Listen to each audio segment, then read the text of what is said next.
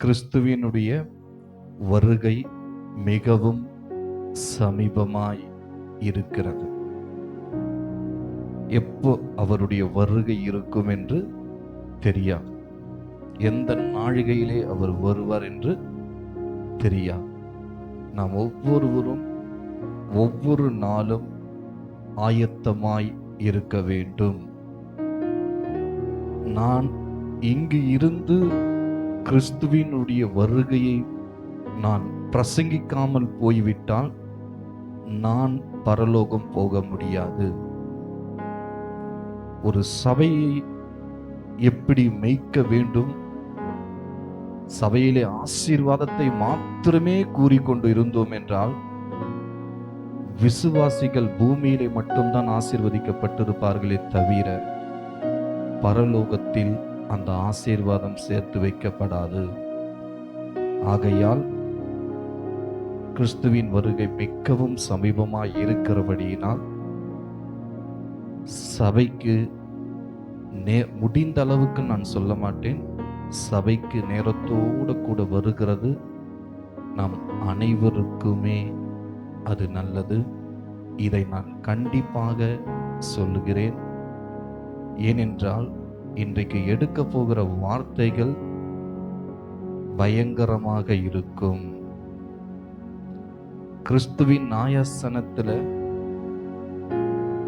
லோத்து கூட போய் அங்க வெகுமதி வாங்க முடியல. லோத்து நீதிமான் என்று வேதம் சொல்லுகிறது.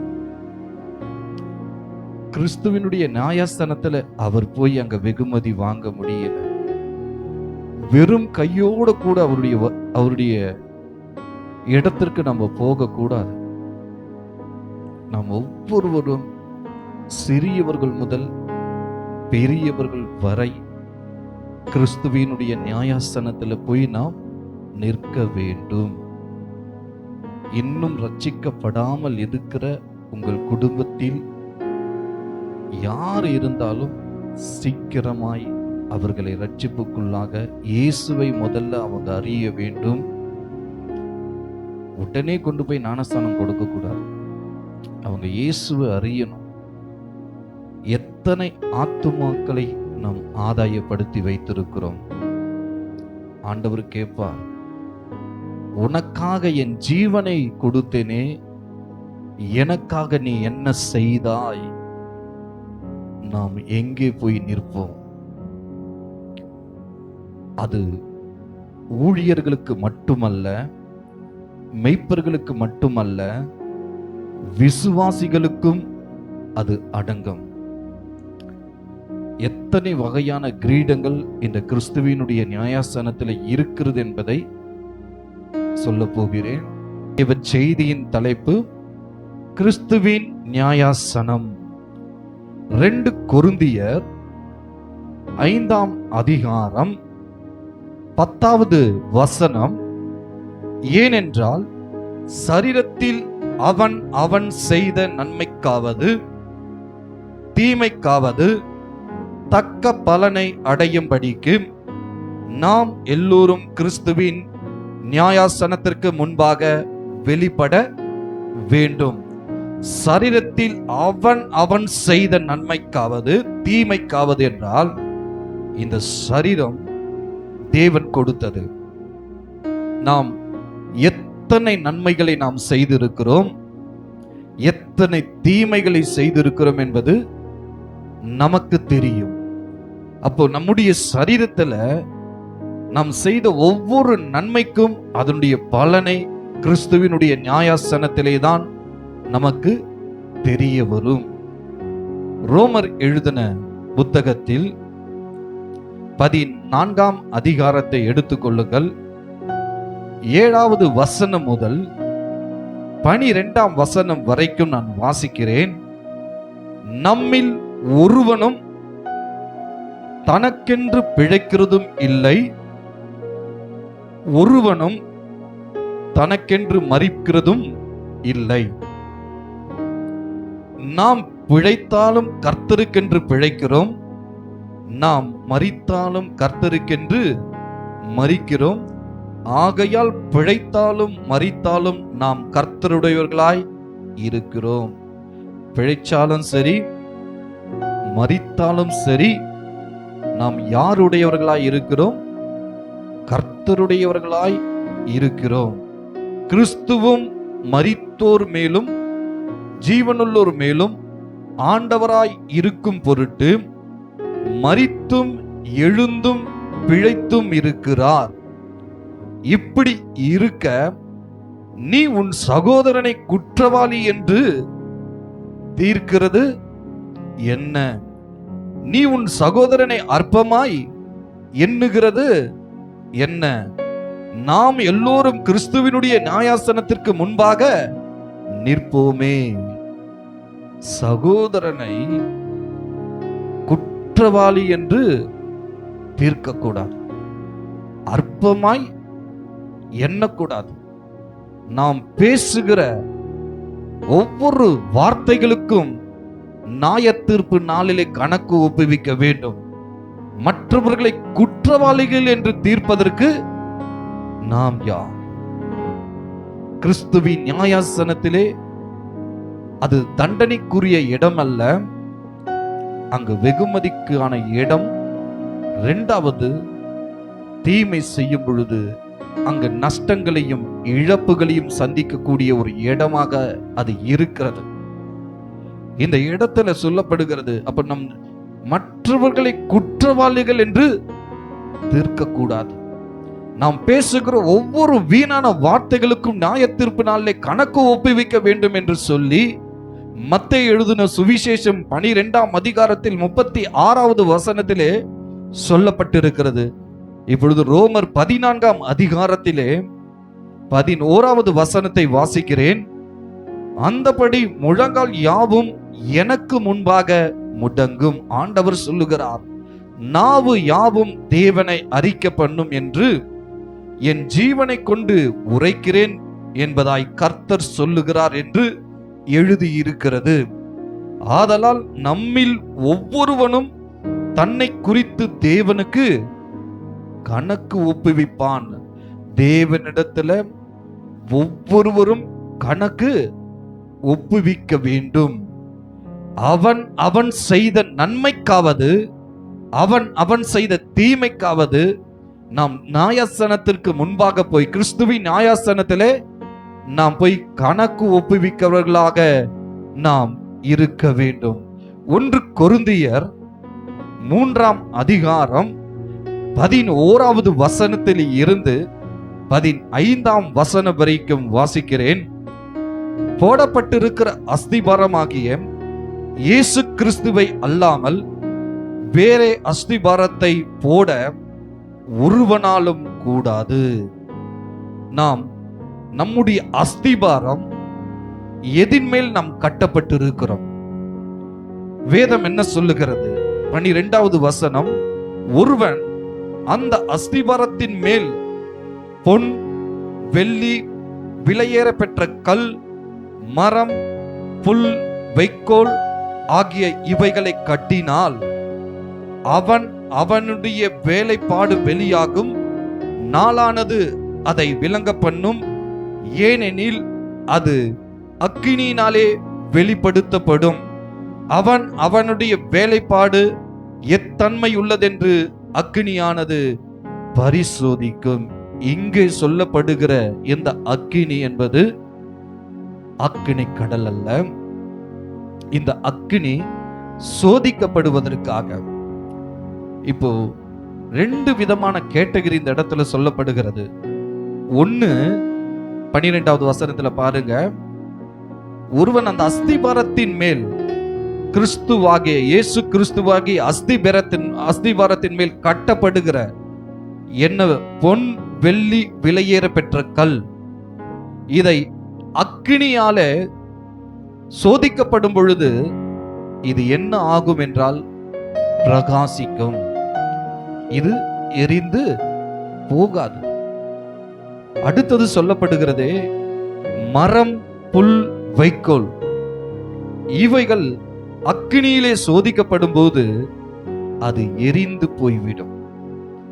வேதம் என்ன சொல்லுகிறது? இதிலிருந்து நாம் பார்ப்போமானால் இந்த பொன் வெள்ளி விலையேற பெற்ற கல் அக்கினியில் அழியாதவை. ஊழியத்தை குறித்து இந்த இடத்தில் தெளிவாக நாம் பார்ப்போமானால் இது தேவனுக்காக, தேவனுடைய நாம மகிமைக்காக, தேவனுடைய சித்தத்தின்படியாக இதிலே இந்த பொன் வெள்ளி அக்கினி, இந்த வெளியேற பெற்ற கல் என்பது நாம் மற்றவர்களுக்காக, யாருக்குமே தெரியாம நம் மற்றவர்களுக்காக ஜெபம் ஏறெடுக்கிறோமே, வெளிப்படையாக அல்ல, வெளிப்படையாக அல்ல, மற்றவர்களுக்காக நம் சபையில் வந்து ஏறெடுக்கக்கூடிய ஜெபமாக இருந்தாலும் சரி, அதிலே வீட்டில் இருந்து நாம் ஏறெடுக்கக்கூடிய ஜெபமாக இருந்தாலும் சரி, இதன் மூலமாக அவர்களை நாம் அவங்களை ஆதாயப்படுத்தக்கூடிய ஒரு ஜெபமாக இது இருக்கும் பொழுது, அவர்கள் வாழ்க்கையில ஒரு பெரிய மாற்றங்களை, அசைவுகளையும் ஏற்படுத்தக்கூடிய ஒரு ஜெபமாக இருக்கும் பொழுது, இது அக்கினியிலே இது பொன்னாக விளங்கும், இது பிரகாசிக்கும். ஹல்லேலூயா. இது அழிந்து போகாது, இது எரிந்து போகாது. நாம் அடுத்தது பார்ப்போமானால் எப்படிப்பட்டவங்க கிறிஸ்துவினுடைய நியாயாசனத்தில் நிற்பாங்க என்பதை குறித்து தான் சொல்லிக் கொண்டிருக்கிறேன். இது முதலாவது நாம் பார்த்தோம், ஜெபிக்கக்கூடிய காரியங்கள். இரண்டாவதாக மற்றவர்களை மன்னிக்க கூடிய இருதயம் உள்ளவர்களாக, மற்றவர்கள் செய்த காரியங்கள் நம்முடைய இருதயத்தில் ஒரு பெரிய கவலையாகவோ ஒரு பாரமாகவோ அவர்களை மன்னிக்கவே முடியாத ஒரு சுபாவமாகவோ இருக்கக்கூடியவர்கள் அங்க இரண்டாவது கேட்டகரியில, அந்த அக்கினியிலே போடும் பொழுது எரியப்படக்கூடிய கேட்டகரியில இருப்பாங்க, மன்னிக்க முடியாதவர்கள். ஆனால் மற்றவர்கள் செய்த காரியத்தை மன்னிக்க கூடிய ஒரு சுபாவத்தில் இருக்கிறவர்கள் எரியாத, அழியாத ஒரு அக்கினியிலே அங்க காணப்படுவார்கள். ஹல்லேலூயா. ஊழிய செய்கிறவங்க எந்த ஒரு எதிர்பார்ப்புமே இல்லாம தேவனுக்கென்று உண்மையோடு, உத்தமத்தோடு கூட, பரிசுத்தத்தோடு கூட தேவனுக்காக வைராகியமாய் வாழக்கூடியவர்கள் இருக்கிறார்களே, அவர்கள் எல்லாம் இந்த கேட்டகரிகளுக்குள்ள இருப்பாங்க. அப்படி என்ன, இந்த மரம், புல், வைக்கோல் என்ற அந்த அக்கினியிலே எரியக்கூடியவைகள் எது என்றால், ஆண்டவரே நான் உமக்காக இதை செய்தேன், அதை செய்தேன் என்று சொல்லி விளம்பரப்படுத்தி தன்னுடைய பேருக்காக, தன்னுடைய புகழுக்காக, தன்னை யாராவது புகழ வேண்டும் என்பதற்காக தன்னை வெளிப்படையாக கிறிஸ்துவை பிரதிபலிக்காமல், கிறிஸ்துவை காட்டாமல் தன்னை மாத்திரமே வெளிப்படுத்தி காட்டுகிறவர்கள் இந்த மரம், இந்த புல், இந்த வைக்கோலுடைய கேட்டகரிக்குள்ளாக அவங்க காணப்படுகிறாங்க.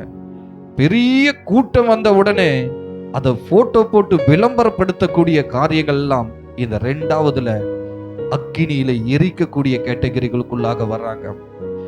மற்றவர் பார்க்க வேண்டும் என்று சொல்லி சில நேரங்கள்ல பெரிய இடங்கள்ல நம்ம போய் பார்த்தோம்னா எல்லாரும் பார்க்கும்படி ஒரு ஆஃபரிங்கை எடுத்து போய் கையில மற்றவங்க பார்க்கிற மாதிரி கொடுக்கறாங்க, அது நினைக்கிறாங்க. அப்படிப்பட்டவங்க எல்லாருமே இந்த இரண்டாவது கேட்டகரிக்குள்ளாக அவங்க வர்றாங்க. சிலரை பார்த்தோம்னா, நீதான் ஊழியம் செய்யறியா, நானும் ஊழியம் செய்யறேன், ஒரு பொறாமை, ஒரு பொறாமையில, ஒரு போட்டியில செய்யப்படுகிற, தன்னுடைய பேருக்காக, தன்னுடைய புகழுக்காக செய்யப்படுகிறவர்கள் அத்தனையுமே இந்த அக்கினியில எரியக்கூடிய கேட்டகரியில வர்றாங்க. இந்த அக்கினியில எரியக்கூடிய கேட்டகரியில வர்றவங்க ரட்சிக்கப்பட்டு இருப்பாங்க, ஆனா கிரீடம் பெற முடியாது. ஆனா முதல் கேட்டகரி பொன், வெள்ளி, விலையேற பெற்ற கல், அந்த அக்கினியில அந்த அழியாதவைகள், அது எரிக்கப்படும் பொழுது அது பொன்னாக பிரகாசிக்கும். அப்படிப்பட்ட யாருமே என்னை பார்க்கலையே, எல்லாம் இவ்வளவு பிரபலமாயிட்டு இருக்கிறாங்களே, நான் மட்டும் இன்னும் இப்படியே இருக்கிறேனே, ஆனாலும் நான் மக்களுக்காக ஜெபிக்கிறேன், நான் மக்களுக்காக ஓடுகிறேன், நான் மக்களுக்காக பிரயாசப்படுகிறேன் சொல்லுகிறவர்கள் எல்லாருமே அவர்களுக்கென்று தேவன் ஒரு கிரீடத்தை வைத்திருக்கிறார். ஹல்லேலூயா. ஒருவேளை நம்ம கூட குடும்பத்துல ஒருவேளை மற்றவர்களுக்காக ஜெபித்து கொண்டிருப்போமானால் நமக்காகவும் கர்த்தர் கிரீடத்தை வைத்திருக்கிறார். ஹல்லேலூயா, ஹல்லேலூயா. நம்ம பிரபலமாக அல்ல, நம் சாதாரணமாக நாம் செயல்படும் பொழுது கர்த்தர் நமக்காக ஒரு கிரீடத்தை அவர் பரலோகத்திலே வைத்திருக்கிறார். ஹல்லேலூயா. இதுல இருந்து நாம் புரிந்து கொள்ளக்கூடியவை என்ன என்றால், 14வது வசனத்தை நாம் பார்ப்போமானால் 1 கொரிந்தியர் 3:14 வசனம், அதின்மேல் ஒருவன் கட்டினது நிலைத்தால் அவன் கூலியை பெறுவான் என்று எழுதப்பட்டிருக்கிறது. அப்படி என்றால் இந்த கூலி என்பது வெகுமதி, கிரீடம், தேவனிடத்திலிருந்து பெறக்கூடிய கிரீடத்தை தான் இந்த இடத்தில் கூலி என்று நாம் பார்க்கிறோம். 15வது வசனத்தை நாம் பார்ப்போமானால், ஒருவன் கட்டினது வெந்து போனால் அவன் நஷ்டம் அடைவான், அவனோ ரட்சிக்கப்படுவான், அதுவும் அக்கினியில் அகப்பட்டு தப்பினது போல் இருக்கும். அவன் ரட்சிக்கப்பட்டிருப்பான், அவனுக்கு கிரீடம் கிடைக்காது, ஆனா அவன் ரட்சிக்கப்பட்டிருப்பான். அவனுடைய பேரு புகழுக்காக செய்த காரியங்கள் எல்லாமே அந்த மரம், புல், வைக்கோல் எல்லாவற்றையும் எரிந்து போயிருக்க. தனக்காக, தன்னுடைய பேருக்காக, தன்னுடைய புகழுக்காக செய்யப்பட்ட காரியங்கள் எல்லாம் எதுல எரியப்பட்டிருக்கும்? அக்னியிலே போடப்பட்டு எரியப்பட்டிருக்கும். நம் லோத்துடைய வாழ்க்கையை நம்ம பார்த்தோம்னா, லோத்து நீதிமான் என்று வேதம் சொல்லுகிறது. 1 பேதுருவின் புஸ்தகம் 2ஆம் அதிகாரம் 7வது 8வது வசனத்தை நான் வாசிக்கிறேன். அக்கிரமக்காரருக்குள் வாசமாய் இருக்கையில் அவர்களுடைய காம விகார நடக்கையால் வருத்தப்பட்டு நாள்தோறும் அவர்களுடைய அக்கிரம கிரியைகளை கண்டு கேட்டு நீதியுள்ள தன்னுடைய இருதயத்தில் வாதிக்கப்பட்ட நீதிமானாகிய லோத்தை அவர் ரட்சித்திருக்க. அப்ப இந்த இடத்துல அவர்கள் ரட்சிக்கப்பட்டிருக்காங்க, ஆனா கிரீடம் பெற முடியாது. ஆதியாகமம் புஸ்தகம் 19வது அதிகாரம் 16வது வசனத்தை நாம் பார்ப்போமானால், ஆதியாகமம் 19:16வது வசனத்தை வாசிக்கிறேன். அவன் தாமதித்து கொண்டிருக்கும் போது கர்த்தர் அவன் மேல் வைத்த இரக்கத்தினாலே அந்த புருஷர் அவன் கையையும் அவன் மனைவியின் கையையும் அவன் 2 குமாரத்திகளின் கையையும் பிடித்து அவனை பட்டணத்திற்கு வெளியே கொண்டு போய் விட்டார்கள். இந்த இடத்துல லோத்து பார்க்கிறது எல்லாமே, அவனுடைய எல்லாவித சிந்தனைகள் என்ன அப்படின்னா, தேவன் ரட்சித்திருக்கிறார். அவனுடைய எண்ணங்கள், சிந்தனைகள் என்னவா இருக்கு? சோதம் மீது இருக்கு, பணத்தின் மீது இருக்கு. இது எல்லாமே என்னவாகி விட்டது? எல்லாவற்றையும் லோத்து இழந்து போகிறான். ஆனால் எல்லா நிலைமையிலும் லோத்து ஒரு கைவிடப்பட்ட நிலை, இழந்த நிலையில் இருக்கிறான். லோத்து மனைவியை இழந்தான், சொத்தை இழந்தான், சாட்சியையும் இழந்தான். பரலோகத்துல போகும் பொழுது வெறும் கையோடு கூட நாம் போகிறதை தேவன் விரும்ப மாட்டார். நம்மை தேவன் இந்த பூமியிலே படைத்திருக்கிறார் என்றால், அவர் படைத்த அவருடைய நோக்கம், திட்டம், தரிசனத்தை இந்த பூமியிலே நாம் நிறைவேற்ற வேண்டும். கேட்பாரே, உனக்காக என் ஜீவனை கொடுத்தேனே, எனக்காக நீ என்ன செய்தாய்? எத்தனை ஆத்துமாக்களை நீ ஆதாயப்படுத்தி இருக்கிறாய்? உனக்காக என் ஜீவனை கொடுத்தது இதற்காக தானா என்று கேட்கும் பொழுது நாம் என்ன செய்வோம்? 2 கொரிந்தியர் 5:10வது வசனத்தை மீண்டுமாக வாசிக்கிறேன். ஏனென்றால் சரீரத்தில் அவன் செய்த நன்மைக்காவது தீமைக்காவது தக்க பலனை அடையும்படிக்கு நாம் எல்லோரும் கிறிஸ்துவின் நியாயாசனத்திற்கு முன்பாக வெளிப்பட வேண்டும். இந்த கிறிஸ்துவினுடைய நியாயாசனத்தை பொறுத்த வரைக்கும் 5 வகையான கிரீடங்கள் இருக்கிறது. எழுதி கொள்ளுங்கள். 1 அழியாத கிரீடம். ஆவிக்குரிய வாழ்க்கையில ஒழுக்கமாக இருந்து இச்சை அடக்கத்தோடு கூட வாழக்கூடியவர்கள் இந்த அழியாத கிரீடத்தை அவர்கள் பெறுவார்கள். இரண்டாவது, சந்தோஷத்தின் அல்லது மகிழ்ச்சியின் கிரீடம். சந்தோஷத்தின் அல்லது மகிழ்ச்சியின் கிரீடம். இந்த கிரீடத்தை யார் பெறுவார்கள் என்றால், ஆத்துமாக்களை ஆதாயம் செய்து கர்த்தரிடத்திலே கொண்டு வந்து சேர்க்கிற ஒவ்வொருவருக்கும் இந்த மகிழ்ச்சியின் கிரீடம் உண்டு. ஆத்துமாக்களை ஆதாயப்படுத்தி கர்த்தரிடத்திலே கொண்டு வந்து சேர்க்கிற ஆத்துமா ஆதாயமுள்ள இருதயமுள்ள ஒவ்வொருவருக்கும் இந்த மகிழ்ச்சியின் கிரீடம் கொடுக்கப்படும். மூன்றாவதாக, நீதியின் கிரீடம். மூன்றாவது, நீதியின் கிரீடம் முடிவு பரியந்தம் வரைக்கும் இயேசு கிறிஸ்துவின் மீது விசுவாசம் உள்ளவர்களாய் அவருடைய வருகையை எதிர்பார்த்து கொண்டிருக்கிறவர்களுக்கு இந்த நீதியின் கிரீடம் உண்டு. நான்காவது, ஜீவ கிரீடம். நான்காவது, ஜீவ கிரீடம். சோதனையில் நிலைத்திருந்தால், சோதனையில நிலைத்து நிற்கணும், மரண பரியந்தம் வரை தேவனுக்கு உண்மையாக வாழக்கூடியவர்களுக்கு இந்த ஜீவ கிரீடம் கொடுக்கப்படும். ஐந்தாவது, மகிமையின் கிரீடம். ஐந்தாவது, மகிமையின் கிரீடம். தேவனுடைய மந்தையை உண்மையுடன் மேய்க்கக்கூடிய ஒவ்வொரு மெய்ப்பர்களுக்கும் இந்த மகிமையின் கிரீடம் கொடுக்கப்படும். இது மெய்ப்பர்களுக்கும் ஊழியர்களுக்கும் கொடுக்கப்படக்கூடிய ஒரு கிரீடமாக இந்த கிரீடம் இருக்கிறது. முதலாவது நம்ம பார்க்க போகிறது அழியாத கிரீடம். இந்த அழியாத கிரீடம் என்பது தன் சரீர இச்சைகளை, பாவ ஆசைகளை வெறுத்து இச்சை அடக்கத்தோடு வாழ்ந்து கிறிஸ்துவுக்காக உண்மையாய் ஓடுகிற ஒவ்வொருவர்களுக்கும் இந்த அழியாத கிரீடம் கொடுக்கப்படுகிறது. அழியாத கிரீடத்தை பெற விரும்புகிறவர்களாக இருந்தால் தன்னுடைய ஆசைகளுக்கு அடிமையாக இருக்கவே கூடாது. தன்னுடைய ஆசைகளுக்கு அடிமையாக இருக்கவே கூடாது. அப்படி என்றால் மாத்திரம்தான் இந்த அழியாத கிரீடத்தை நாம் பெற முடியும்.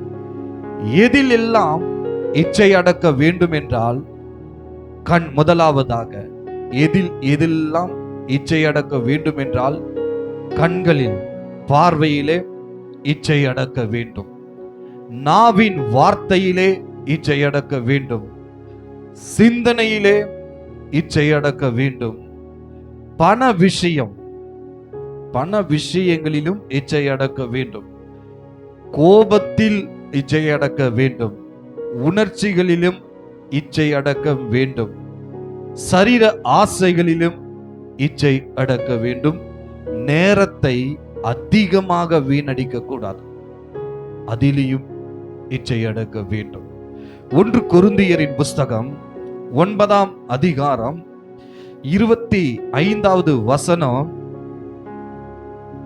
1 கொரிந்தியர் 9:25.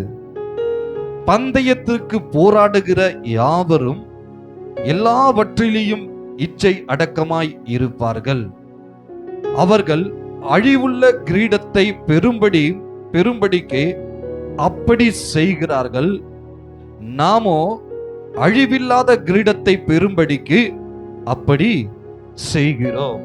இந்த பந்தயத்துல விளையாடுறவங்களெல்லாம் பார்த்தோம்னா அவங்க ஜெயிக்க வேண்டும் என்பதற்காக உணவு கட்டுப்பாடோடு கூட இருப்பாங்க. இந்த உணவு கட்டுப்பாடு அது ஒரு இச்சை அடக்கத்திற்குள்ளாக இருக்கிறபடினாலதான் சொல்லுகிறாங்க. அவங்க எப்படிப்பட்ட கிரீடத்தை அவங்க பெற வேண்டும் என்று ஓடுகிறார்கள்னா, அழிவுள்ள கிரீடத்தை பெறும்படி அவங்க ஓடுறாங்க. நாம் ஓடுகிற ஓட்டம் எப்படி இருக்க வேண்டும்? அழிவில்லாத கிரீடத்தை நாம் பெறும்படி நாம் ஓடக்கூடியவர்களாக இருக்க வேண்டும். கலாத்தியரின் புஸ்தகம் 5ஆம் அதிகாரம் 16வது வசனத்தை நாம் வாசித்து பார்ப்போமானால், பின்னும் நான் சொல்லுகிறது என்னவென்றால், ஆவிக்கேற்றபடி நடந்து கொள்ளுங்கள், ஆவிக்கேற்றபடி நடந்து கொள்ளுங்கள், அப்பொழுது மாமிச இச்சையை நிறைவேற்றாதிருப்பீர்கள். நம்முடைய வாழ்க்கை எப்பொழுதுமே ஆவிக்குரிய வாழ்க்கையாக இருக்கும் பொழுது மாமிசம் அங்கு செயல்படாது. ஆவிக்கும் மாமிசத்துக்கும் போராட்டம் இருக்கும், ஆனா ஆவி ஜெயம் பெற வேண்டும். அல்லேலூயா. 22வது வசனம் பார்ப்போனா, ஆவியின் கனியோ அன்பு, சந்தோஷம், சமாதானம், நீடிய பொறுமை, தயவு, நற்குணம், விசுவாசம், சாந்தம், இச்சையடக்கம், இப்படிப்பட்டவைகளுக்கு விரோதமான பிரமாணம் ஒன்றும் இல்லை. பாவங்கள் நெருக்கத்தான் செய்யும். நாம் அழிவில்லாத கிரீடத்தை, நாம் அழியாத கிரீடத்தை நாம் பெற வேண்டும் என்றால் இந்த உலகத்தை நாம் ஜெயிக்க வேண்டும். அல்லேலூயா. ஆதியாகமம் புஸ்தகம் 39ஆம் அதிகாரம் 1வது வசனத்தில் இருந்து 12வது வசனம் வரைக்கும் வாசிக்கிறேன். யோசேப்பு எகிப்துக்கு கொண்டு போகப்பட்டான்.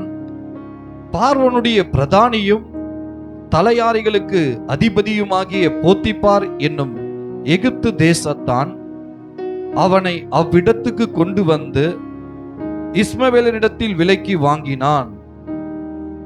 கர்த்தர் யோசேப்போடு இருந்தார். அவன் காரிய சித்தியுள்ளவனானான். அவன் எகிப்தியனாகிய தன் எஜமானுடைய வீட்டிலே இருந்தான். யோசேப்பு எகிப்துக்கு கைதியாக கொண்டு வரப்பட்டவன். போத்திபார் என்னும் அவர்களுடைய வீட்டில் விட்டு இஸ்மவேலிடத்துக்கு விலைக்கு வாங்கியிருக்கிறாங்க. கர்த்தர் யோசேப்போடு இருந்தார். அவன் காரிய சித்தி உள்ளவனாய் இருக்கிறான் என்று நாம் பார்க்கிறோம்.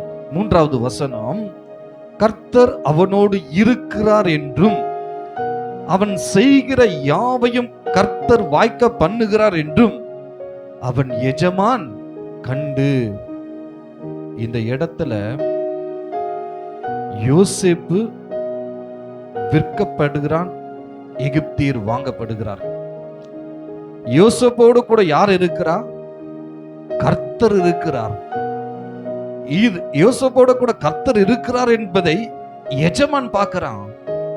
எஜமான் பார்த்து, இவன் செய்கிறது எல்லாமே வாய்க்குதே, அப்ப இவனை ஒரு அதிகாரியாக நம்ம வைப்போம் என்று சொல்லி எல்லாவற்றுக்கும் அவனை அதிகாரியாக நியமிக்கிறார்கள். 7வது வசனம், சில நாள் சென்ற பின்பு அவனுடைய எஜமானின் மனைவி யோசேப்பின் மேல் கண் போட்டு, என்னோடு சயனி என்றாள். இப்போ யோசேப்ப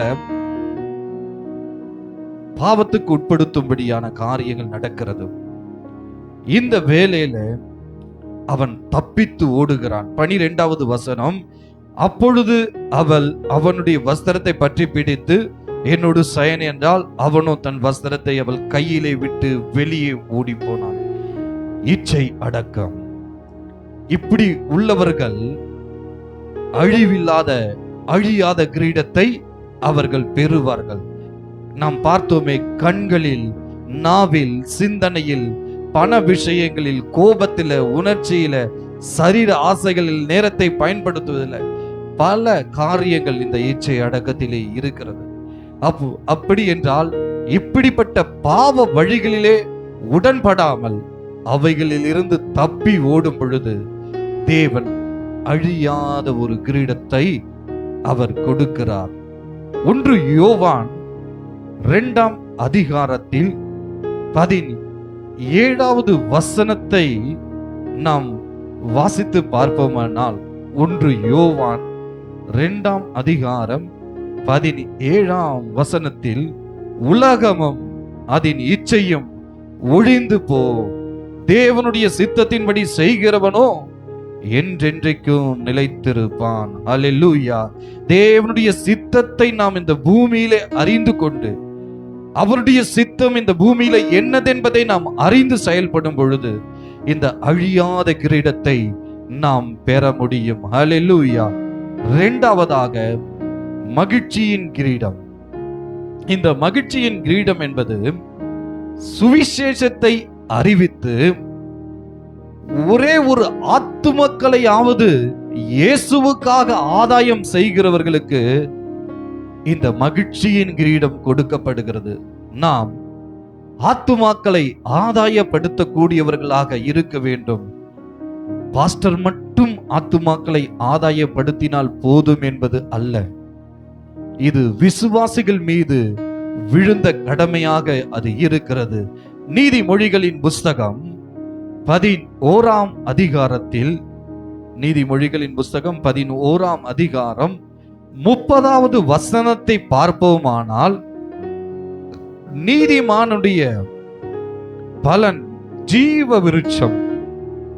ஆத்துமாக்களை ஆதாயப்படுத்தி கொள்ளுகிறவன் ஞானமுள்ளவன். ஆத்துமாக்களை ஆதாயப்படுத்தி கொள்ளுகிறவன் ஞானமுள்ளவன் என்பதை நாம் இங்கு பார்க்கிறோம். அப்படி என்றால் அப்படிப்பட்ட ஞானமுள்ளவர்களுக்கு தேவன் என்ன சொல்லுகிறார் என்றால், தானியேலின் புஸ்தகம் 12ஆம் அதிகாரத்தில் 3வது வசனத்தை நாம் வாசித்து பார்ப்போமானால், ஞானவான்கள் ஆகாய மண்டலத்தின் ஒளியை போலவும் அநேகரை நீதிக்குட்படுத்துகிறவர்கள் நட்சத்திரங்களைப் போலவும் என்றென்றைக்கும் உள்ள சதா காலங்களிலும் பிரகாசிப்பார்கள். அப்படி என்ற இந்த ஞானவான்கள் என்ன பண்றாங்க? ஆகாய மண்டலத்தின் ஒளி எப்படி இருக்குமோ அது போல் அவர்கள் காணப்படுவார்கள். அநேகரை நீதிக்குட்படுத்துவாங்க, அநேகரை ஆண்டவருக்குள்ளாக கொண்டு வருவாங்க. அப்ப இவர்கள் எல்லாம் எப்படி இருக்கிறார்கள் என்றால், பிரகாசிக்க கூடியவர்களாக அவர்கள் காணப்படுகிறார். பவுல் எப்படி ஆத்துமா ஆதாயத்தை அவர் செய்கிறார்?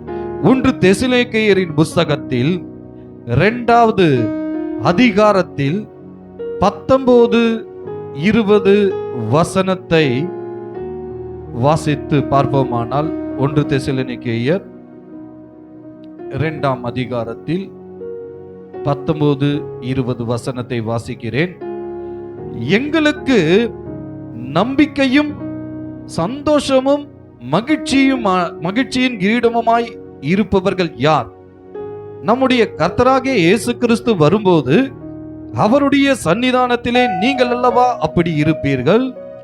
நீங்களே எங்களுக்கு மகிமையும் சந்தோஷமாய் இருக்கிறீர்கள். இது மகிழ்ச்சியின் கிரீடம். 10 13வது வசனத்தை வரைக்கும் நாம் வாசித்து பார்ப்போமானால், விசுவாசிகளாகிய உங்களுக்குள்ளே நாங்கள் எவ்வளவு பரிசுத்தமும் நீதியும் பிழையின்மையுமாய் நடந்தோம் என்பதற்கு நீங்களும் சாட்சி, தேவனும் சாட்சி. இந்த இடத்துல பவுல் சொல்லுகிறார், விசுவாசிகளாகிய உங்களுக்குள்ளே நாங்கள் எப்படி இருக்கிறோம்? பரிசுத்தமும் நீதியும் பிழையின்மையுமாய் நடந்தோம் என்பதற்கு நீங்க சாட்சியா இருக்கீங்க, தேவனும் சாட்சியாக இருக்கிறார் என்று சொல்லி, மேலும் தம்முடைய ராஜ்யத்திற்கும் மகிமைக்கும் உங்களை அழைத்த தேவனுக்கு நீங்கள் பாத்திரராய் நடக்க வேண்டும் என்று தகப்பன் தன் பிள்ளைகளுக்கு சொல்லுகிறது போல நாங்கள் உங்களில் ஒவ்வொருவனுக்கும் புத்தியும் தேறுதலும் எச்சரிப்பும் சொன்னதை அறிந்திருக்கிறீர்கள். ஆகையால் நீங்கள் தேவ வசனத்தை எங்களாலே கேள்விப்பட்டு, இந்த வசனத்தை நல்லா கவனிங்க. ஆகையால் நீங்கள் தேவ வசனத்தை எங்களாலே கேள்விப்பட்டு ஏற்றுக்கொண்ட போது அதை மனுஷர் வசனமாக ஏற்றுக்கொள்ளாமல், அதை மனுஷர் வசனமாக ஏற்றுக்கொள்ளாமல் தேவ வசனமாகவே ஏற்றுக்கொண்டதினாலே நாங்கள் இடைவிடாமல் தேவனுக்கு ஸ்தோத்திரம் செலுத்துகிறோம். அது மெய்யாகவே தேவ வசனம்தான். விசுவாசிக்கிற உங்களுக்குள்ளே அது பலனும் செய்கிறது. இவர்கள் ஆத்துமாக்களை ஆதாயப்படுத்தினது மாத்திரம் அல்லாமல் கிறிஸ்துவுக்குள்ளாக அவர்களை வழி நடத்தி கொண்டு இருக்கிறார்கள். முடிவு பரியந்தம் வரைக்கும் கிறிஸ்துவுக்குள்ளாக அந்த ஆத்துமாக்களை வழி நடத்தி கொண்டிருக்கிறார்கள். ஆகையால் தான் அவர் சொல்லுகிறார் 19:20, எங்களுக்கு நம்பிக்கையும் சந்தோஷமும் மகிழ்ச்சியின் கிரீடமாய் இருப்பவர்கள் யார்? நம்முடைய கர்த்தராகிய இயேசு கிறிஸ்து வரும்போது அவருடைய சன்னிதானத்திலே நீங்கள் அல்லவா அப்படி இருப்பீர்கள். இந்த விசுவாசிகள் இவர்களை பவுல் சொல்லுகிறார், நீங்கள் அல்லவா அங்க இருப்பீங்க, அந்த மகிழ்ச்சியின் கிரீடத்தை நீங்கள் அல்லவா பெறுவீங்க அப்படின்னு சொல்லி அவர்களை உற்சாகப்படுத்துகிறார்கள். அடுத்தது நம்ம பார்ப்போமானால், அந்திரேயா தன் சகோதரனாகிய பேதுருவை இயேசுவிடம் அவர் கொண்டு செல்லுகிறார். யோவான் எழுதின சுவிசேஷம் 1ஆம் அதிகாரத்தில் 41-42 வசனத்தை நாம் வாசித்து பார்ப்போமானால், அவன் முதலாவது தன் சகோதரனாகிய சீமோனை கண்டு மேசியாவை கண்டோம் என்று சொன்னான். இவர் பார்த்த உடனே, மேசியாவை பார்த்துட்டு வந்திருக்குன்னு சொன்ன உடனே, மேசியா என்பதற்கு கிறிஸ்து என்று அர்த்தமாம். பின்பு அவனை இயேசுவினிடத்தில் கூட்டிக் கொண்டு வந்தான். இன்றைக்கு நாம் எத்தனை பேர் இயேசுவினிடத்தில் ஆத்துமாக்களை கொண்டு வருகிறோம்? இயேசு அவனை பார்த்து, நீ யோனாவின் மகனாகிய சீமோன், நீ கேபா என்னப்படுவாய் என்றார். கேபா என்பதற்கு பேதுரு என்று அர்த்தமாம். அப்ப அந்திரேயா தன் சகோதரனை இயேசுவின் இடத்திலே கொண்டு போய் ஆத்துமா ஆதாயம் செய்கிறார். அப்போ போன பேதுருதான் இன்றைக்கு அநேக அபிஷேகங்களை பெற்று, அப்போஸ்தலர் 2ஆவது அதிகாரத்திலே பார்த்தோம்னா, அப்படிப்பட்ட பேதுருவை தான் ஆண்டவர் எடுத்து வல்லமையாக பிரயோஜனப்படுத்துகிறார். அவர் பயந்து கொண்டிருந்தவர் தான். ஆனா இந்த அபிஷேகத்தை பெற்ற பின்பு ஒரே பிரசங்கத்துல 3000 பேர் ரட்சிக்கப்பட்டாங்க. அடுத்த பிரசங்கத்துல 5000 பேர் ரட்சிக்கப்பட்டாங்க. அடுத்தது மல்டிடியூடாக ரட்சிக்கப்பட்டாங்க. அவர் நடந்து போகையிலே அநேக வியாதிஸ்தர்கள் குணமடைந்தாங்க. அப்படியாக ஆத்துமாவை கொண்டு வரும் பொழுது அந்த ஆத்துமா ஆண்டவருக்காக உபயோகப்படுத்தக்கூடிய ஆத்துமாவுகளாக அது மாறுகிறது. இவர்களுக்கு எல்லாருக்குமே ஆண்டவர் மகிழ்ச்சியின் கிரீடத்தை வைத்திருக்கிறார். ஹல்லேலூயா. மூன்றாவதாக நீதியின் கிரீடம். இந்த நீதியின் கிரீடத்தை குறித்து நாம் பார்க்க போகிறோம்.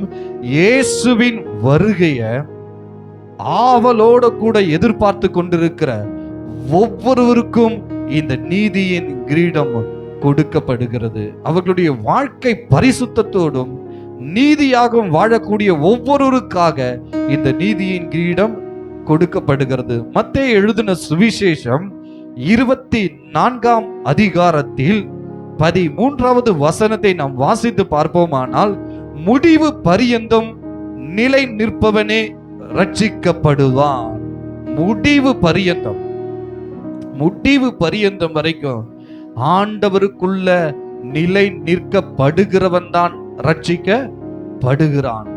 யோவான் எழுதின சுவிசேஷத்திலே 8ஆவது அதிகாரத்தில் 56வது வசனத்தை நாம் பார்ப்போமானால், யோவான் எழுதின சுவிசேஷம் 8ஆம் அதிகாரம் 56வது வசனத்தை நான் வாசிக்கிறேன்.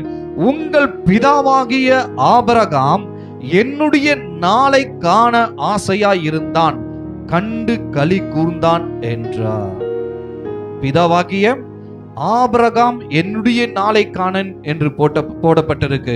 அப்ப அவருடைய வருகைக்கு ஆவலோடு கூட எதிர்பார்த்து கொண்டிருக்கிற ஒவ்வொருவரையும் அவருடைய வருகையிலே இந்த நீதியின் கிரீடத்தை அவர் கொடுக்க வல்லமையுள்ள தேவனாக அவர் இருக்கிறார். அவர் எப்படி எதிர்பார்த்து கொண்டு இருந்தார் என்றால், எபிரேயரின் புஸ்தகம் 11ஆம் அதிகாரத்தில் நாம் 8வது வசனம் முதல் 11ஆம் வசனம் வரைக்கும் நாம் பார்ப்போமானால், எபிரேயர் 11:8 முதல் 10 வரைக்கும் வாசிக்கிறேன். விசுவாசத்தினாலே ஆபிரகாம் தான் சுதந்திரமாக பெறப்போகிற இடத்திற்கு போகும்படி அழைக்கப்பட்ட போது கீழ்ப்படிந்து தான் போகும் இடம் இன்னதென்று அறியாமல் புறப்பட்டு போனான். விசுவாசத்தினாலே அவன் வாக்குத்தத்தம் பண்ணப்பட்ட தேசத்திலே பரதேசியை போல் சஞ்சரித்து அந்த வாக்குத்தத்தத்திற்கு உடன் சுதந்திரராகிய ஈசாக்கோடும் யாக்கோபோடும் கூடாரங்களிலே குடியிருந்தான். ஏனெனில் தேவன் தாமே கட்டி உண்டாக்கின அஸ்திபாரங்களுக்குள்ளே நகரத்துக்கு அவன் காத்திருந்தான்.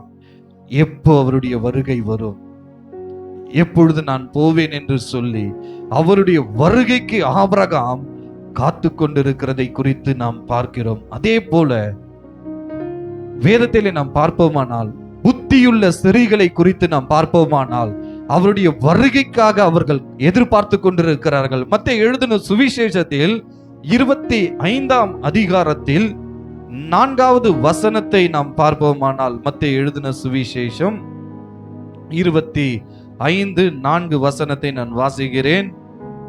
புத்தியுள்ளவர்கள் தங்கள் தீவெட்டிகளோடு கூட தங்கள் பாத்திரங்களில் எண்ணெயையும் கொண்டு போனார்கள். 6வது வசனமும் 7வது வசனமும் வாசிக்கிறேன். நடு ராத்திரியிலே இதோ மணவாளன் வருகிறார், அவருக்கு எதிர்கொண்டு போக புறப்படுங்கள் என்கிற சத்தம் உண்டாயிற்று. அப்பொழுது அந்த கன்னிகைகள் எல்லாரும் எழுந்திருந்து தங்கள் தீவெட்டிகளை ஆயத்தப்படுத்தினார்கள். 10வது வசனத்துடைய பிற்பகுதி, ஆயத்தமாய் இருந்தவர்கள் அவரோடு கூட கல்யாண வீட்டுக்குள் பிரவேசித்தார்கள், கதவு அடைக்கப்பட்டது. அல்லேலூயா. அவருடைய வருகை எப்போ எப்போ எப்போ என்று எதிர்பார்த்து புத்தியுள்ள ஸ்திரீகளை போல் இருக்க வேண்டுமே தவிர புத்தி இல்லாத ஸ்திரீகளை போல் நாம் இருக்க கூடாது. அல்லேலூயா. அந்த புத்தியுள்ள ஸ்திரீகள் எப்போ ஆண்டவருடைய வருகை வரும் என்று சொல்லி ஒவ்வொரு நாளும் தன்னை பரிசுத்தமாய் அவர்கள் காத்து கொண்டார்கள்.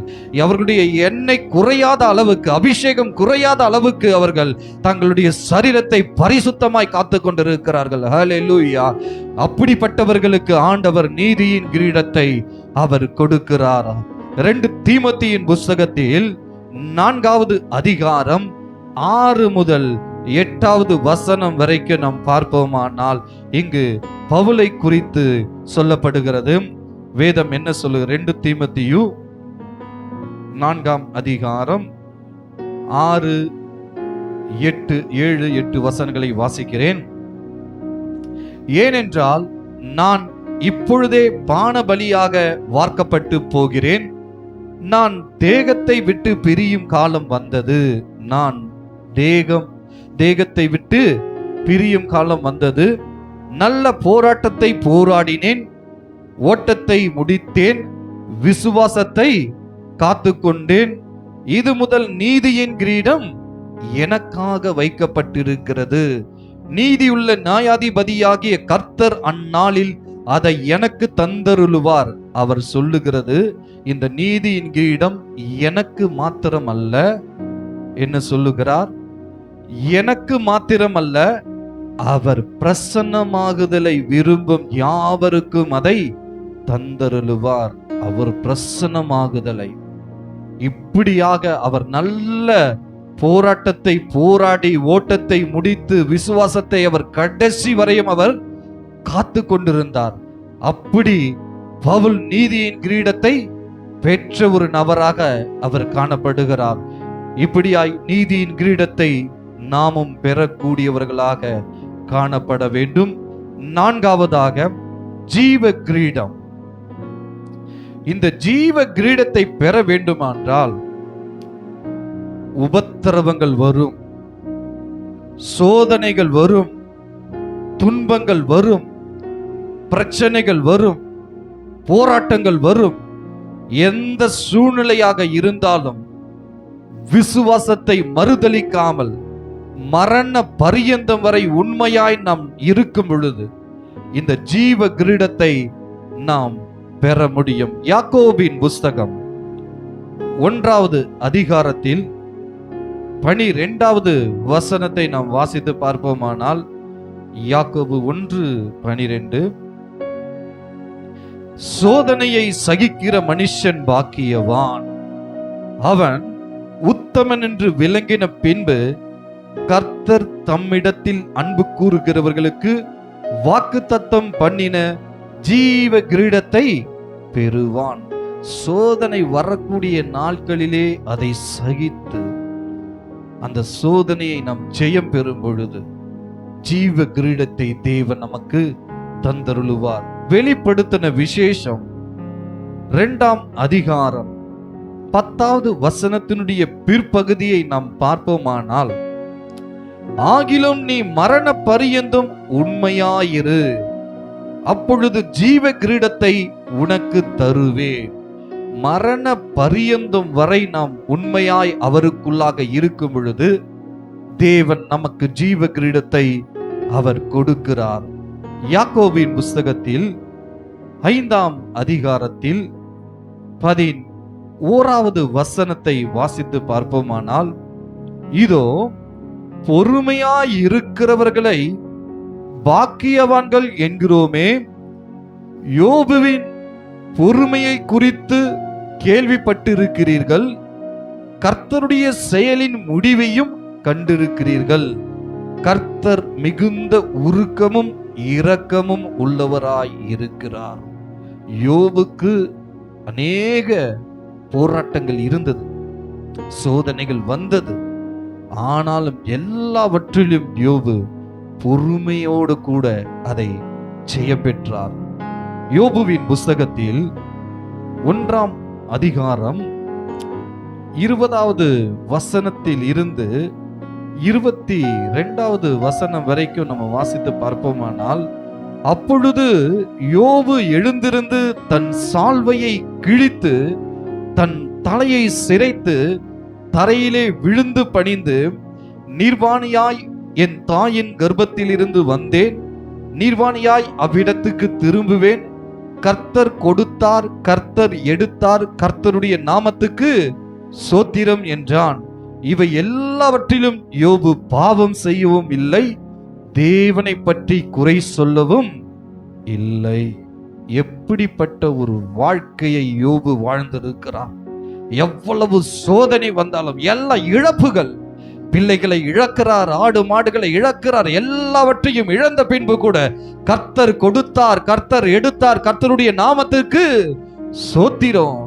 இவை எல்லாவற்றையும் இழந்து தவிக்கிற வேளையில மனைவியாச்சி ஆறுதலாய் வந்து பேசுவாள் என்று பார்த்தால், மனைவி சொல்லக்கூடிய காரியம் என்ன? யோபுவின் புஸ்தகம் 2ஆம் அதிகாரத்தில் 9, 10வது வசனத்தை பார்ப்போமானால், அப்பொழுது அவன் மனைவி அவனை பார்த்து, நீர் இன்னும் உம்முடைய உத்தமத்தில் உறுதியாய் நிற்கிறீரோ? தேவனை தூஷித்து ஜீவனை விடும் என்றாள். அதற்கு அவன், நீ பைத்தியக்காரி பேசுகிறது போல பேசுகிறாய். தேவன் கையிலே நன்மையை பெற்ற நாம் தீமையும் பெற வேண்டாமோ என்றான். இவைகள் எல்லாவற்றிலும் யோபு தன் உதடுகளினால் பாவம் செய்யவில்லை, தேவனை குறித்து குறை சொல்லவும் இல்லை. நம் வேதத்தின்படி எல்லா சோதனைகளுக்கு மத்தியிலும் யோபு எப்படி அவருடைய வாழ்க்கையில நடந்திருக்கிறார். இப்படி சோதனைகள் வரும்பொழுது அதில் நாம் ஜெயம் பெறும் பொழுது நாம் ஜீவ கிரீடத்தை பெற முடியும்.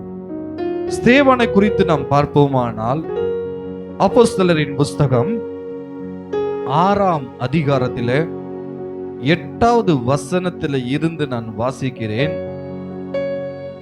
ஸ்தேவான் விசுவாசத்தினாலும் வல்லமையினாலும் நிறைந்தவனாய் ஜனங்களுக்குள்ளே பெரிய அற்புதங்களையும் அடையாளங்களையும் செய்தான். அப்பொழுது லீபர்த்தினார் எண்ணப்பட்டவர்களின் ஆலயத்தை சேர்ந்தவர்களில் சீரேனே பட்டணத்திலும் அலெக்சாந்திரியா பட்டணத்தாரிலும் சிலிசியா நாட்டாரிலும் ஆசியா தேசத்திலும் சிலர் எழும்பி ஸ்தேவானுடனே தர்க்கம் பண்ணினார்கள். இப்ப ஸ்தேவானோடு கூட இத்தனை பேர்கள் தர்க்கம் பண்ணிட்டு இருக்கிறாங்க. அவன் பேசின ஞானத்தையும் ஆவியையும் எதிர்த்து நிற்க அவர்களால் கூடாமற் போயிற்று. அப்பொழுது அவர்கள், மோசேக்கும் தேவனுக்கும் விரோதமாக இவன் தூஷண வார்த்தைகளை பேச கேட்டோம் என்று சொல்லும்படியாக மனுஷரை ஏற்படுத்துறாங்க. பொய் குற்றம், ஸ்தேவானுக்கு விரோதமாய் பொய் பேசுகிறார். ஜனங்களையும் மூப்பரையும் வேத பார்களையும் எழுப்பிவிட்டு அவன் மேல் பாய்ந்து அவனை பிடித்து ஆலோசனை சங்கத்தாருக்கு முன்பாக இழுத்து கொண்டு போய் அவன் மீது பொய் சாட்சிகளையும் நிறுத்தினார்கள். இவர்கள் இந்த மனுஷன் இந்த பரிசுத்த ஸ்தலத்துக்கும் வேத பிரமாணத்துக்கும் விரோதமாக தூஷண வார்த்தைகளை ஓயாமல் பேசுகிறான். எப்படி என்றால், நசரேயனாகிய அந்த இயேசு இந்த ஸ்தலத்தை அழித்து போட்டு மோசே நமக்கு கொடுத்த முறைமைகளை மாற்றுவான் என்று இவன் சொல்ல கேட்டும் என்றார்கள். இவை எல்லாவற்றிலுமே ஸ்தேவன் அமைதியாக இருந்தான். ஒரு வார்த்தையும் பேசல. ஸ்தேவனை குறித்து பொய் குற்றம் தான் பேசுறாங்க. அவன் செய்யாததுக்கு செய்ததுதான் சொல்றாங்க. ஆனாலும் கூட ஸ்தேவன் ஒரு வார்த்தையும் பேசல. அவர் பேசாம இருந்தது நிமித்தம் உண்டான காரியம் என்னன்னா, ஆலோசனை சங்கத்தில் உட்கார்ந்து இருக்கிற அனைவரும் அவன் மேல் கண்ணோக்கமாயிருந்து அவன் என்ன சொல்லுவான், அவன் என்ன பேசுவான், அவன் என்ன செய்ய போறான் இப்படின்னு பாக்குறாங்க. ஸ்தேவான் எந்த பதிலும் சொல்லவில்லை. நடந்தது என்னன்னா, அவன் முகம் தேவ தூதன் முகம் போல இருக்க கண்டார்கள். தேவனுடைய முகம் பிரகாசித்தது போல ஸ்தேவானுடைய முகம் பிரகாசித்து இருக்கிறதை பார்க்கிறாங்க. இப்போ ஸ்தேவானை கொலை செய்ய, கல்லெறிந்து கொலை செய்ய முயற்சிக்கிறாங்க. அப்போஸ்தலரின் புஸ்தகம் 7ஆம் அதிகாரத்தில் 55வது வசனத்திலிருந்து வாசிக்கிறேன். அவன் பரிசுத்த ஆவியினாலே நிறைந்தவனாய் வானத்தை அண்ணாந்து பார்த்து தேவனுடைய மகிமையும் தேவனுடைய வலது பாரிசத்தில் இயேசுவானவர் நிற்கிறதையும் கண்டு. யார் இருக்கிறா? இயேசு இருக்கிறத பார்க்கிறாரு. அதோ வானங்கள் திறந்திருக்கிறதையும் மனுஷகுமாரன் தேவனுடைய வலது பாரிசத்தில் நிற்கிறதையும் காண்கிறேன் என்றான். தேவன் சொல்றாரு. அப்பொழுது அவர்கள் உரத்த சத்தமாய் கூக்குரலிட்டு தங்கள் காதுகளை அடைத்து கொண்டு ஒருமனப்பட்டு அவன் மேல் பாய்ந்து அவனை நகரத்துக்கு புறம்பே தள்ளி அவனை கல்லெறிந்தார்கள். சாட்சிக்காரர் தங்கள் வஸ்திரங்களை கழற்றி சவுல் எண்ணப்பட்ட ஒரு வாலிபனுடைய பாதத்தின் அருகே வைத்தார்கள். அப்பொழுது கர்த்தராகிய இயேசுவே, என் ஆவியை ஏற்றுக்கொள்ளும் என்று ஸ்தேவான் தொழுது கொள்ளுகையில் அவனை கல்லெறிந்தார்கள்.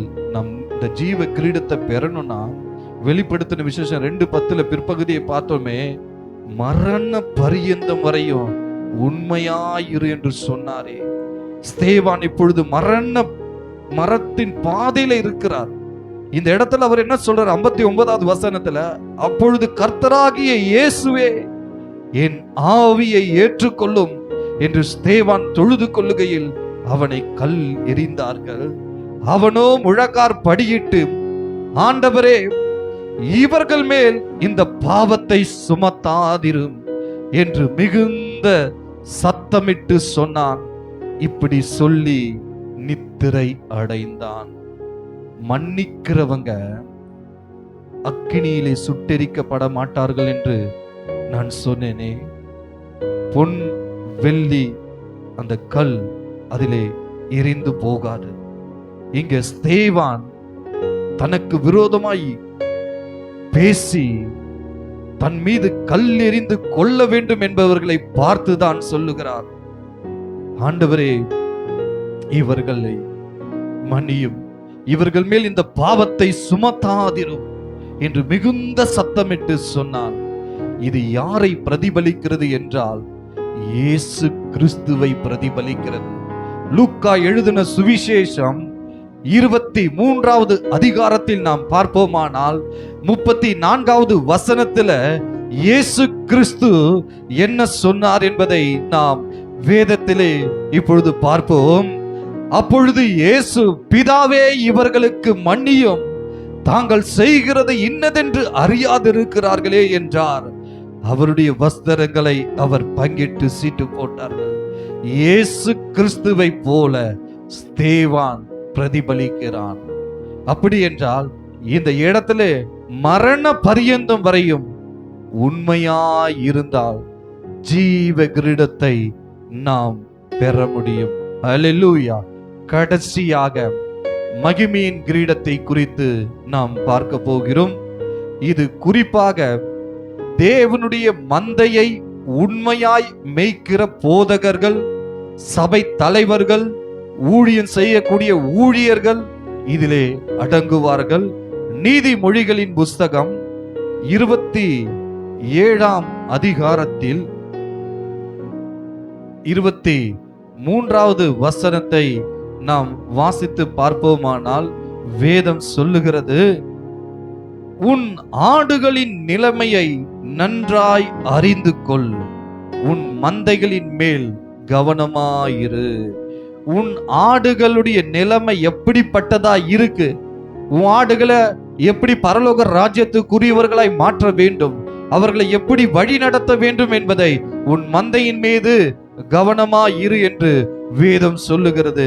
எரேமியாவின் புஸ்தகத்தில் 23ஆம் அதிகாரம் 1 முதல் 4 வசனம் வரைக்கும் நம்ம வாசித்து பார்ப்போமானால், சில மெய்ப்பர்கள் தங்களுடைய ஆடுகளுடைய நிலைமையை நன்றாக அறியாமல் போனது நிமித்தமாய் ஆண்டவர் சொல்லுகிறார், அவர்களுக்கு ஐயோ என்று தேவனுடைய வார்த்தை சொல்லுகிறது.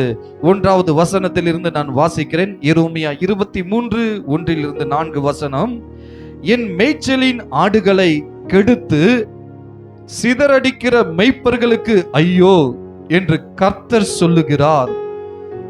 இஸ்ரவேலின் தேவனாகிய கர்த்தர் தமது ஜனத்தை மேய்க்கிற மெய்ப்பர்களுக்கு விரோதமாக சொல்லுகிறது என்னவென்றால், நீங்கள் என் ஆடுகளை பராமரியாமல் அவைகளை சிதறடித்து அவைகளை துரத்தி விட்டீர்கள். இதோ நான் உங்கள் பேரில் உங்கள் செய்கைகளின் பொல்லாப்புக்கு ஏற்ற தண்டனையை உங்கள் மேல் வருவிப்பேன் என்று கர்த்தர் சொல்லுகிறார். நான் என் ஆடுகளில் மீதியாய் இருப்பவைகளை துரத்தி இருந்த எல்லா தேசங்களிலும் இருந்து சேர்த்து அவைகளை திரும்ப அவைகளின் தொழுவங்களுக்கு கொண்டு வருவேன். அப்பொழுது அவைகள் பலுகி பெருகும். அவைகளை மேய்க்கத்தக்கவர்களையும் அவைகள் மேல் ஏற்படுத்துவேன். இனி அவைகள் பயப்படுவது இல்லை, கலங்குவதும் இல்லை, காணாமற் போவதும் இல்லை என்று கர்த்தர் சொல்லுகிறார். ஆடுகளுடைய நிலைமையை நாம் நன்றாக அறிந்திருக்க வேண்டும். ஆடுகள் என்ன நடக்கிறது, ஆடுகளுக்கு என்ன பிரச்சனைகள் இருக்கு, என்ன போராட்டங்கள் இருக்கிறது என்பதை நாம் அறிந்து கொள்ள வேண்டும். இதை குறித்து முழுமையாக நாம் பார்க்க வேண்டும் என்றால் எசேக்கியேலின் புஸ்தகத்தில் 34வது அதிகாரத்திலே நீங்க வீட்டில் போய் வாசித்து பாருங்கள். ஆடுகள் எப்படி சிதறடிக்கப்படுகிறது, மேய்ப்பர்கள் எப்படி தங்களை தாங்களே மேய்த்து கொண்டிருக்கிறார்கள் என்பதை குறித்து வேதம் இதிலே சொல்லப்படுகிறது. எரேமியாவின் புஸ்தகம் 3ஆம் அதிகாரத்தில் 15வது வசனத்தை நாம் பார்ப்போமானால், உங்களுக்கு என் இருதயத்திற்கு ஏற்ற மெய்ப்பர்களை கொடுப்பேன், அவர்கள் உங்களை அறிவோடும் புத்தியோடும் மெய்ப்பார்கள். அப்படி என்றால் ஆண்டவர் மெய்ப்பர்களை ஏற்படுத்தி அந்த மெய்ப்பர்களுக்கு கரத்திலே அந்த ஆடுகளை கொடுத்து அந்த ஆடுகளை அந்த மெய்ப்பர்கள் அறிவோடும் புத்தியோடும் கூட நடத்தக்கூடிய ஒரு கிருபையை கர்த்தர் அந்த மெய்ப்பர்களுக்கு கொடுக்கிறார். ஆடு தொலைந்து போக கூடாது. அப்போ இப்படிப்பட்ட மெய்ப்பர்களுக்கு ஆண்டவர் என்ன சொல்லுகிறார் என்றால், 1 பேதுருவின் புஸ்தகம் 5ஆம் அதிகாரத்தில் 4வது வசனத்தை நாம் வாசித்து பார்ப்போமானால், அப்படி செய்தால் உன் ஆடுகளுடைய நிலைமையை நீ நன்றா அறிஞ்சு அந்த ஆடுகளை நீ நன்றாக வழி நடத்தி வந்து பரலோக ராஜ்யத்திற்கு அந்த ஆடுகளை நீ வழி நடத்தும் பொழுது பரலோகத்தில் உனக்கு எப்படிப்பட்ட கிரீடம் கிடைக்கும் என்பதை ஆண்டவர் சொல்லுகிறார். அப்படி செய்தால் பிரதான மெய்ப்பர் வெளிப்படும் போது மகிமையுள்ள வாடாத கிரீடத்தை பெறுவீர்கள். மகிமையுள்ள வாடாத கிரீடத்தை பெறுவீர்கள். இது மகிமையின் கிரீடத்தை குறித்து சொல்லப்படுகிறது. நாம் இப்பொழுது அந்த கிறிஸ்துவினுடைய நியாயாசனம் எப்பொழுது இது நடக்கும் என்றால், இயேசு கிறிஸ்துவினுடைய ரகசிய வருகையில் எடுத்து கொள்ளப்படுகிறவர்களுக்கு இந்த கிறிஸ்துவினுடைய நியாயாசனம் வெளிப்படும். இயேசு கிறிஸ்துவினுடைய ரகசிய வருகை, ராப்சர் வரும் பொழுது, அவருடைய வருகையிலே சபையாய் எடுத்துக்கொள்ளப்படும் பொழுது அந்த ரகசிய வருகை எப்படி இருக்கும் என்றால், 1 தெசலோனிக்கேயர் 4ஆம் அதிகாரத்தில் 13 நீங்க வாசித்து பார்த்தீங்கன்னா, மரித்தவர்கள் முதலாவதாக எழுந்திருப்பார்கள், பின்பு உயிரோடு கூட இருக்கிற நாமும் அவருடைய வருகையில் எடுத்துக்கொள்ளப்படுவோம். இவைகள் நடந்த பிற்பாடு அவர் கிறிஸ்துவின் நியாயாசனத்திலே அப்படிப்பட்டவர்களுக்கு வெகுமதி கொடுப்பார். இப்போ இந்த 5 கிரீடங்களை குறித்து நாம் பார்த்திருக்கிறோம். அழியாத கிரீடத்தை குறித்து நாம் பார்த்திருக்கிறோம். 2வது மகிழ்ச்சியின் கிரீடம், 3வது நீதியின் கிரீடம், 4வது ஜீவ கிரீடம், 5வது மகிமையின் கிரீடம்.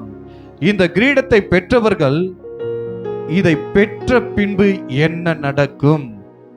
வெளிப்படுத்தின விசேஷம் 4ஆம் அதிகாரம் 10வது வசனத்தை நாம் வாசித்த பின் பார்ப்போமானால், வெளிப்படுத்தின விசேஷம் 4:10, 24 மூப்பர்களும் சிங்காசனத்தின் மேல் வீற்றிருக்கிறவருக்கு முன்பாக வணக்கமாய் விழுந்து சதா காலங்களிலும் உயிரோடு இருக்கிறவரை தொழுது கொண்டு தங்கள் கிரீடங்களை சிங்காசனத்திற்கு முன்பாக வைத்து, கர்த்தாவே தேவரீர் மகிமையும் கனத்தையும் வல்லமையும் பெற்றுக்கொள்ளுகிறதற்கு பாத்திரராய் இருக்கிறீர்.